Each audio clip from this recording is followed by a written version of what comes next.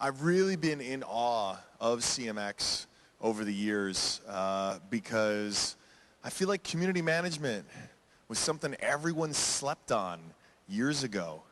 And over time, people have come to realize, whether it's here in the Valley or out in New York, where the last CMX was, they've come to realize the value of this skill, the value of this field, not just for making the world suck less, but also for the bottom line, because so much amazing stuff happens on the internet because we are greater than the individual parts. And that's pretty damn cool. And I love seeing so many people here to hear about and learn about this skill. Because when we started Reddit like 11 years ago, there were 2 community managers, me and Steve. And we were in a little apartment trying to create something with 12 grand in the bank that we hoped one day would affect a lot of people. And we're really lucky to be where we are today. And I want to share some of those things we've learned, as well as a lot of the progress we've made in the last year since Steve and I came back a little over a year ago. And we've had a bunch of amazing people who've come to join the family who have done a hell of a job, especially on the community front. So let's talk about that. The crux of this is this idea that we are more than what our profile says we are. And one of the original ideas behind this, you'll see a little bit later, sort of sets up with this Facebook network, this kind of Facebook connection that we've all come to agree is the standard for social connection online. And I would argue is actually really not. And in the last, let's say, 6 months, we've thought a lot about how we can scale a lot of the community resources that make Reddit work, and we've learned a ton. And I want to share those things. This isn't just big picture. I also want to tell you some of the specific things we've learned in the last 6 months, specifically for Reddit. But first, just to make sure we're all caught up, how many of you are Redditors? Yay, thank you. Upvote, upvote, upvote, upvote, upvote, upvote, upvote. I see you. Upvote, upvote, upvote. Thank you also for your just amazingness. You all make Reddit work. And by putting up your hand, you also prove to everyone you're the least productive people here. So thank you. You're very courageous as well. These are the numbers. 250 million people will visit Reddit this month. It's the 8th largest site in the US. And highly engaged, 12 minutes per session, and about 47% women, 53% men, and overwhelmingly under 35. Some of these numbers might surprise you, but they might not. About 1/3 of everyone you see walking down the street in the States will visit Reddit this month. About 115 million monthly actives in the US alone. So it's pretty mainstream, although it doesn't really feel that way sometimes. I think that's one of the things we always kind of hoped for, that when you found your communities in your homes there, whether it's r/League of Legends or r/blep, which of course is the community of people who share photos of their cats sticking out their tongues just halfway. You familiar with this? The cat owners. I know fellow cat dads and cat moms out there know about blep. Yes. Those communities feel intimate and personal, despite the fact that there are oftentimes hundreds of thousands or even millions of people all there participating and sharing. And we never want to lose that feeling. And we've got about 40,000 active communities now, a little more than that. For whatever your interest might be, your sports team, your city, wherever, there's a Reddit community for you. The crux of this, though, is this idea that has really crystallized, I'd say, in the last 6 months since I last spoke at CMX. Was the first time that I was really thinking about this out loud in front of people. And it's that, like I said, the last 10 years of social media have really just been the warm-up act. They've kind of been like the cocktail party, and we're all coming to sit down at what is really the meal. And I want to talk about that. Let's think of our driver's license, our identity. This is clearly a fake one. You all probably have some kind of government-issued card on you right now, which has a photo and a name. But are you this? I mean, yes, on the one hand, yes, that is your government name and that is your photo. But is that really your identity? I think our identities are a lot more than just the government name and a picture. On the internet, on a lot of platforms, we choose to show a very filtered, specific version of ourselves. This is a photo of some soup that I had. Looks okay. I hope you appreciate a good bowl of pho. I took maybe 10 minutes to choose a good filter for it. I wanted it to look perfect. I came up with a good caption. And we all do this, right? We want to show this best sort of filtered version of everything, even the damn soup we had for lunch. And that's okay. That's something humans have always needed to connect about and over, and clearly 1.6 billion people connect in this superficial way every month. But it can't be the entire depth of our needs as humans to connect with one another. I mean, seriously, like, it's soup. Like, I mean, do I really need to show you what a great life I have that I have great soup? But on some level, I guess we all do. And actually, if you've seen Black Mirror, they did an amazing, I watched this episode last night because this has been out, it's on Netflix, go watch it. And everyone was telling me, you gotta see this, you gotta see this, you gotta see this. And I finally saw it because I was like, I'm gonna be at CMX tomorrow, I gotta have a reference point. Amazing episode, season 3, episode 1. And it paints this dystopian future, although not too distant future. Although, why didn't they have self-driving cars? Anyway, where everyone, nitpick, but where everyone has basically a smartphone app where they can rate every experience they have with another person 1 to 5 stars. The thing that pops up after you get done with a Lyft or an Uber, but for everything. Someone stops you in an elevator, talks to you about their cat, you can give them 1 to 5 stars, or maybe 0 to 5 stars. Presumably you give them 5 stars because, I mean, cats are amazing. Now, this painted a really dystopian future, but it really harped on this key part of social media, which is our decision, and often very willing, to participate in this great social experiment where we're all trying to live our best filtered lives there and collect internet points for it. And I think a lot of that ties into the fact that we're tied to the name on the driver's license to some extent and the photo, the image of who we are. And it feels like an extension of, like, the Alexis who's in front of you right here. And I think that's interesting, and clearly lots of people like it, but I think it's just the start.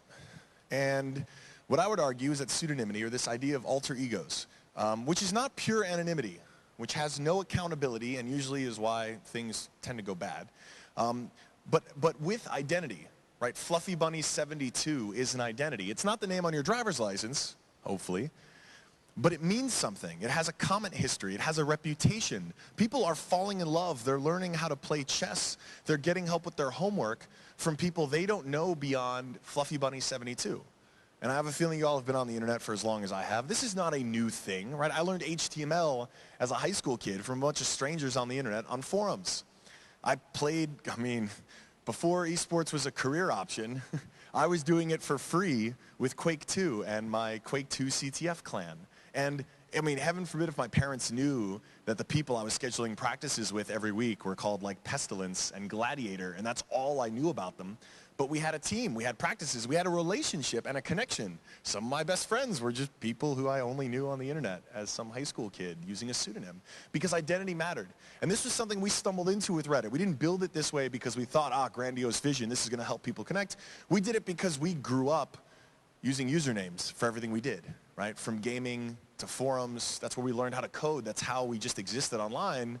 Everyone remembers their AIM screen names, some more embarrassing than others. Mine was Good Karma 2005. It could have been a lot worse. But like I said, we have been living in this cocktail party period of social media where for the last 10 years, those connections are basically the equivalent of cocktail party banter, which are nice. It's a lot of friendly to-dos and how's your life and let me tell you about my great vacation. But it's filtered, right? It doesn't really have the depth of connection that we as humans crave because that takes time. And the reason it takes time is because it takes security. And the only way you can get secure is by knowing a person for long enough you feel comfortable sharing this stuff with them, or maybe going through a really significant traumatic experience together with them, right? It creates unity and openness. Or maybe just get drunk. But I would argue that using this identity, Fluffy Bunny 72 or whatever that pseudonymous identity might be, this alter ego might be for you, allows us to open up and connect much, much faster, instantly. Share stories about how awful our day was, or how we're struggling in our marriage, or how we're having trouble confronting and dealing with our sexuality because the community we live in just isn't okay with it. Because we can't post this on Facebook because of the potential repercussions. And this is this ability that these alter egos create that allows us to be our full and true selves. And I really believe can be the basis for real communities. Communities that are just as real as the offline ones, or in some cases even more so, because you really can be your full self. And I've learned a lot of things from drag queens. One thing I did not expect was to learn something about my business. And we sponsored DragCon earlier this year in LA. Obviously, Reddit's home to some of the largest LGBT communities on the internet. RuPaul's Drag Race is got to be one of the most active TV show communities on the platform, aside from being an amazing show. And the whole couple of days we were there, we kept talking to people, Redditors, all this stuff.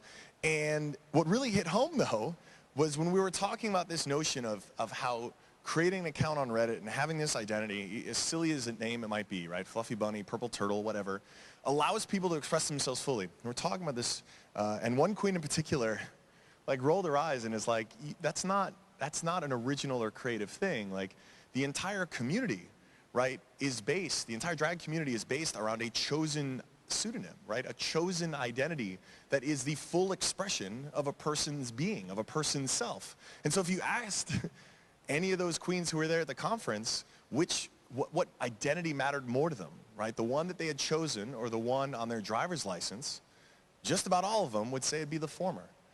And so this really hit home because here is an offline community that's been vibrant and growing and a significant thing for decades, and we're seeing the same thing happening just at a much larger scale digitally. And this is kind of cool because why shouldn't someone be able to be themselves, their fullest selves? We're all complex people. We're not as simple and as one-dimensional as the beautiful pho we just had for lunch. Like that's an aspect of our lives, but that's not all of it. And so what we really want to do is encourage this to encourage more change, more progress. We've seen it, right? We've seen it, Bernie Sanders raising millions of dollars, like a community that formed around a presidential candidate like that was entirely self-started by people who didn't know anything about one another other than a shared interest and their usernames. And we're seeing this time and time again. There's an entire community on Reddit called r/ChangeMyView, which has literally hundreds of thousands of users who every day come to get their mind changed about viewpoints they have. Like the whole premise is you come on and start a discussion and say, I believe X, change my view. And so it could be silly, right? I believe that the best baseball team in Chicago is the Cubs, change my view. But more often than not, it's really serious. I believe that fur is murder, change my view. I believe that fill in the blank, change my view. We all, I think, on some level hope intellectually to be that open-minded, but I know, at least for myself, I rarely am. And it's amazing to see this happen, not just at the scale of hundreds of thousands of people, but also online. This is the sort of thing that you would think just couldn't or wouldn't, but does happen online every day.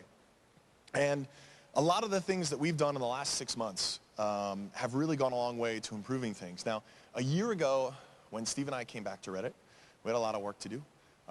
We've had some amazing people join. The company's about doubled in the last year. We went out first and foremost, updated a brand new content policy, sort of rules of the road for the platform, and then started building a community team and a separate trust and safety team to help enforce them.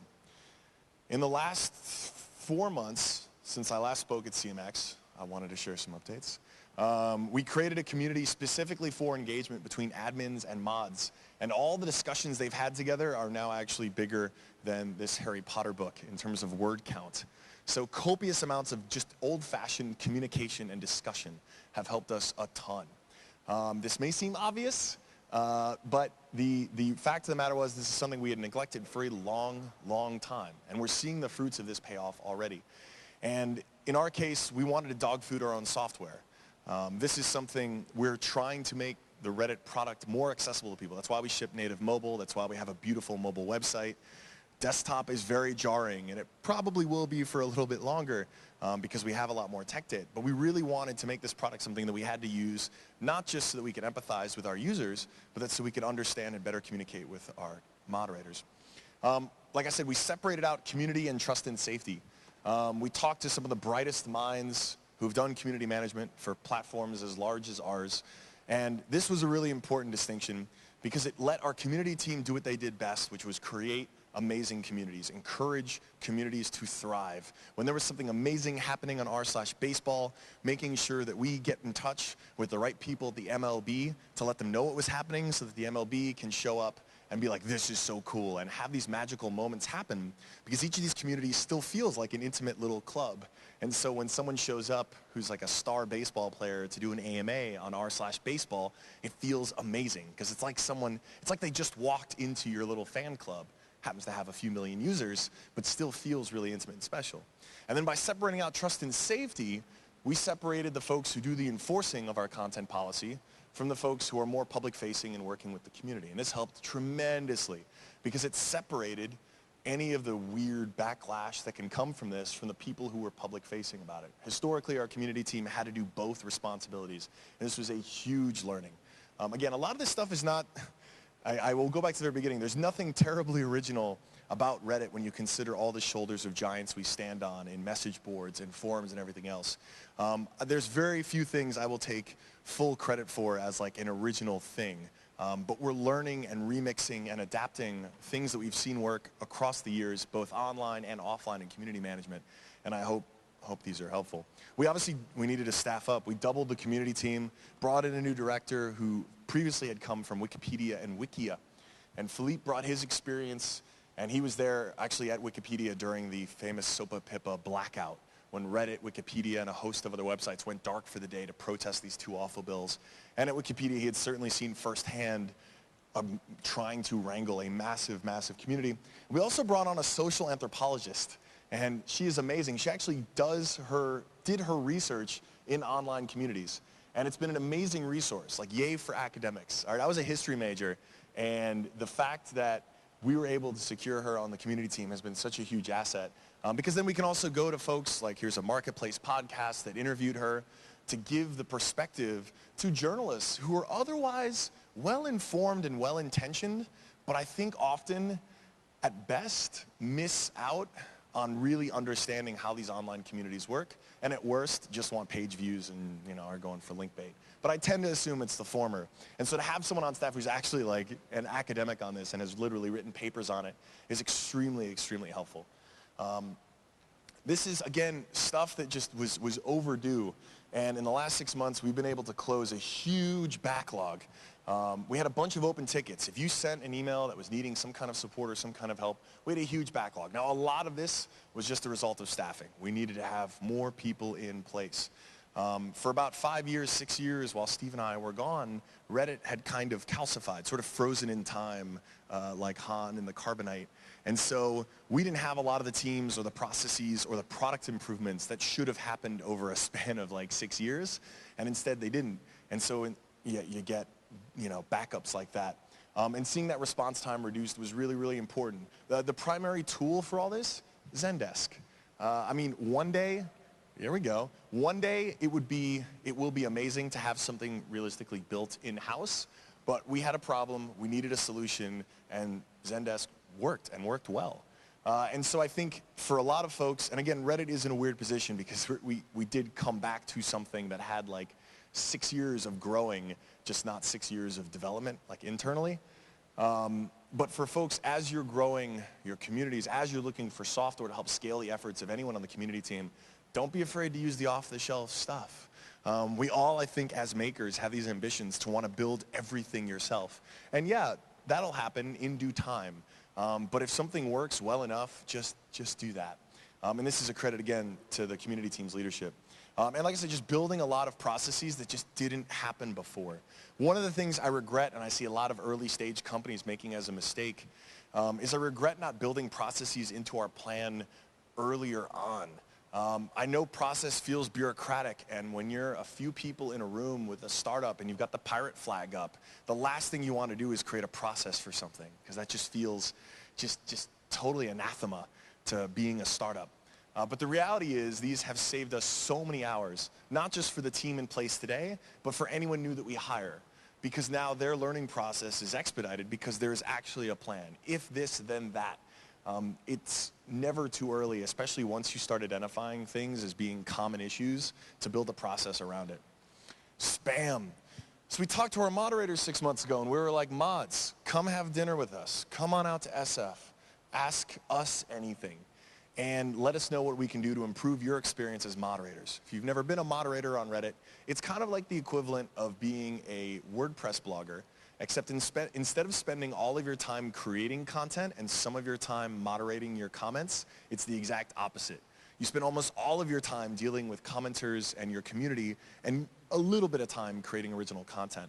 But to carry this analogy a little further, imagine if WordPress had not updated their publishing tools in half a decade. WordPress bloggers would be pretty upset. That was the scenario we found ourselves in a year ago, because we had not updated our moderator tools in that long, and somehow mods continued to labor under it, to their credit. But when we asked, we said, all right, okay, what needs to be a priority? One of the first things that came up was we spend too much time dealing with spam. So this is a great example of listening to your users, but not listening to your users. What I mean by that is their initial feedback was, look, give us better tools to defeat spam with. So when we're literally dealing with filtering out spam, make it more efficient for us to click 100 things at once, a UI solution. We said, all right, this seems like one approach, and it seems like the root of the problem here, though, is there's just too much damn spam. Spam is a fairly solvable problem, right? I mean, Gmail, right, still does a pretty damn good job of dealing with countless spam. The technology behind this has gotten smarter and smarter every year. So if we just take some of our smartest engineers and say, figure out spam. Let's not worry about a UX solution for our end users. Let's make spam not a problem so it never has to need a UX solution. And so basically stop it before it even shows up in a mod's inbox. And within a quarter, we decimated it, like literally decimated it. 10% spam from what there was a quarter ago, because we basically took our SEAL Team 6 of engineers. They're the anti-evil team. And it's led by our first hire at Reddit, a gentleman named Dr. Chris Slow. Easily the smartest, hardest working guy in the room and nicest guy in the room always. And he leads up this SEAL Team 6 of engineers that basically goes after our hardest problems and our most evil things to deal with and comes up with really brilliant, innovative solutions. So they knocked out spam, and voila, mods are happy. Round 2 was harassment reports. How has that gone? So in the last quarter, they've dropped another 30%. We instituted blocking features for messaging, because when we talk to our users, this was a vector for people to be harassed, and we didn't want that on the platform. One of the things that still blows people's minds is that 250 million people will use Reddit this month, right? 250 million people all over the world. That is bigger than Brazil. They will post comments, they will post links, they will send messages. And of all the content that they produce, only 0.02% of it ever gets reported by another user.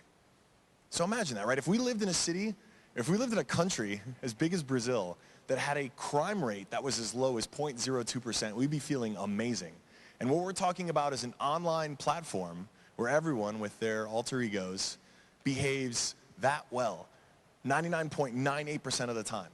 And I say this is not a testament to the 250 million people who happen to use Reddit, although you all are wonderful people. This is a testament to the fact that actually most people are pretty reasonable.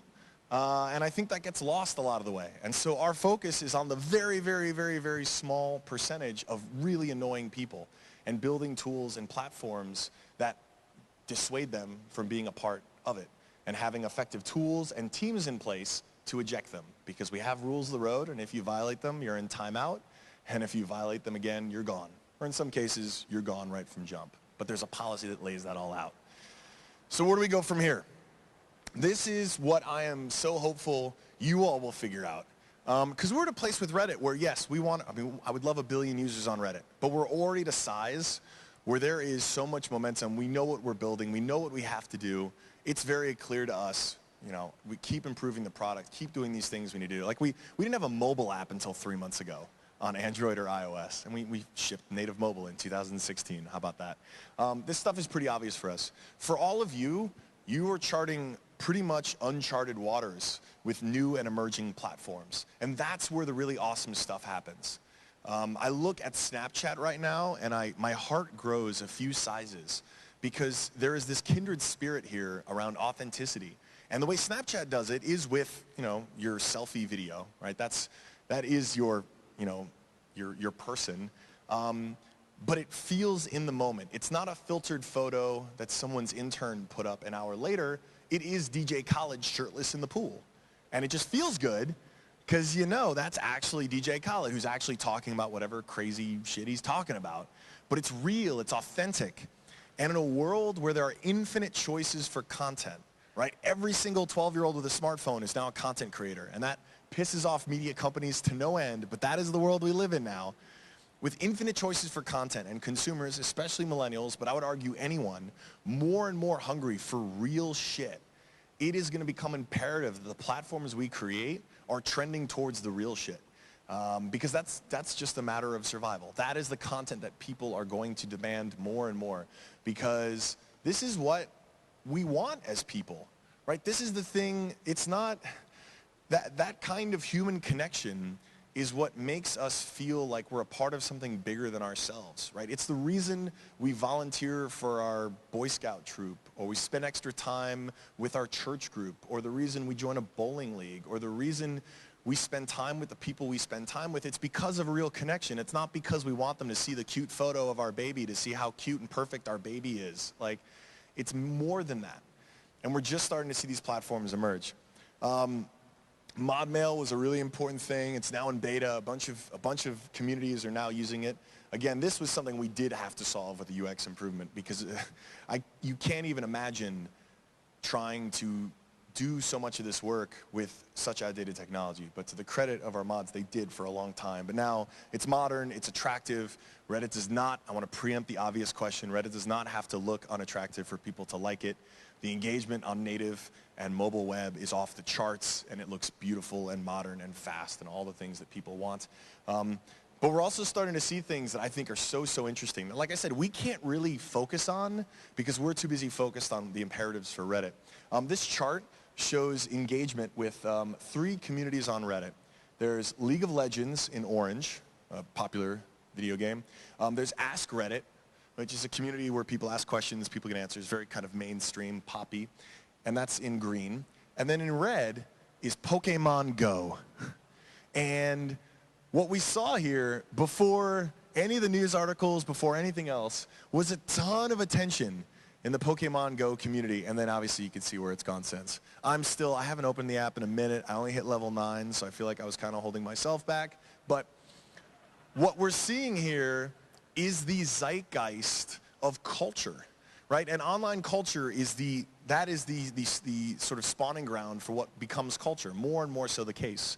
And I know there are emerging platforms here that have communities on them, or that are looking to organize communities around them, that are doing this kind of stuff, that could have told us about Pokemon Go, like, here. And this is not the end goal for Reddit. We want you to be able to find your home for whatever your interests are, but we've never been able to analyze and understand word of mouth like we can now on the internet. And right now, all of the understanding of word of mouth has been in these like weird chambers of social media where everyone is still trying to show off their life, or show off how clever they are, or show off that filtered version of themselves. But if you can grow communities where there's authentic discussion happening, you have insights into the discussions that are affecting the world. They're the discussions that are influencing how people vote, the discussions that are influencing what shoes people wear. These are the discussions, those water cooler discussions, the word of mouth discussions that's always influenced us, are happening online now more and more, and they're happening where these communities are driven by authenticity.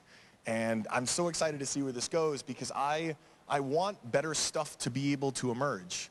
And as these channels gain more traction, we're going to see better art, we're going to see better music, we're going to see better video games, we're going to see better sneakers. Because the authentic word of mouth, the stuff that you'd never have been able to quantify, let alone track in real time, is happening online. Speaking of which, whoo, Westworld. No spoilers, but damn. Huh. Wow. I'm flabbergasted. I'm so excited. Don't visit r/Westworld if you've not watched it yet. Go watch it, then come be a part of it. This was really telling, because I think we're also seeing, I touched upon this just earlier, but we're seeing how culture is being led by, random people on the internet connecting and speaking authentically and freely and creating this stuff in a lot of cases. But this kind of traditional, like, top-down culture still happens. But what's so cool is it is becoming interactive. And what I mean by this is, after a few weeks of trending as one of the top communities in terms of engagement, someone made an AMA request on r/Westworld for the creator, Nolan, of Westworld. And someone responded, oh, I read somewhere that he definitely doesn't read Reddit. And Nolan showed up and responded, yeah, I definitely don't. Imagine that moment. This is 4 weeks into a show, 5 weeks? 5 weeks into a show, and now the creators, the top-down creators of culture are able to be a part of that discussion, of the zeitgeist with the biggest fans and the biggest sort of celebrators of their content. And believe you me, we're going to see changes because, right, they're reading all the fan theories. They're seeing this all happen in real time. Believe you me, they're taking this feedback into consideration in part because they still want to fuck with us, right? They still want to surprise us. And yeah, don't you wish you had this when Lost first came on the air? Think of how different Lost could have turned out. What's so cool is now this is a collaborative process. This shouldn't be happening, but it is. And we're going to see some of these fan theories confirmed, but we're going to see others turn totally on their heads because now we're seeing collaboration near real time. Obviously, the first season's already been shot, but like we're seeing this feedback now coming from the bottom back to the top and then presumably back down to the bottom again. HBO, this is like massively well-produced, well-funded content being created. And so we're seeing this from the independents, we're seeing this from the top, and this stuff is all happening right now. And like I said, we've got a front row seat, and we didn't even create our platform for it. And so I know there are platforms and there are communities that are going to double down on this and do some amazing stuff. That's all I have to say. I'm going to do some Q&A, but thank you very much.